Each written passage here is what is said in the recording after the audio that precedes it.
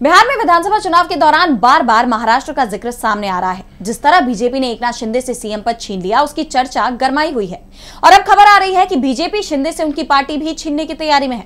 शिंदे की शिवसेना का बीजेपी में विलय होने वाला है। इसे लेकर उद्धव गुट ने बड़ा खुलासा किया है।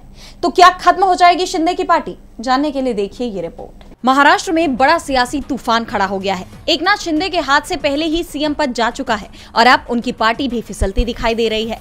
चर्चा है कि शिंदे की पार्टी शिवसेना का बीजेपी में विलय होने वाला है, जिसके बाद से ही हड़कंप मचा हुआ है।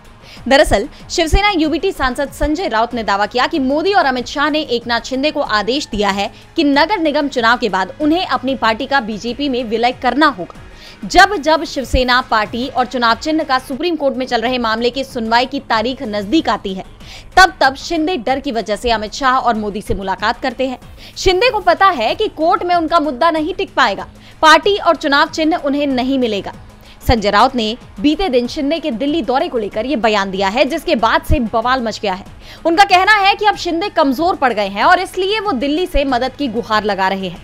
उन्होंने शिंदे गुट को चुराया हुआ दल करार दिया और साथ ही सुप्रीम कोर्ट से न्याय की उम्मीद जताते हुए चेतावनी भी दी कि अगर सुप्रीम कोर्ट का फैसला संवैधानिक सिद्धांतों के खिलाफ गया, कोर्ट ने शिंदे के पक्ष में फैसला दिया, तो न्याय व्यवस्था से लोगों का भरोसा उठ जाएगा। दुनिया पहले ही भारतीय संविधान पर सवाल उठाने लगी है। गौरतलब है कि उद्धव गुट ने शिंदे गुट को असली शिवसेना मानने के चुनाव आयोग के फैसले को सुप्रीम कोर्ट में चुनौती दी है। 12 नवंबर को इस मामले में अगली सुनवाई होनी है और इससे पहले संजय राउत ने सख्त चेतावनी देते हुए कहा कि बाला साहेब ठाकरे की शिवसेना को नरेंद्र मोदी और अमित शाह की 100 पीढ़ियां भी नहीं चुरा सकती।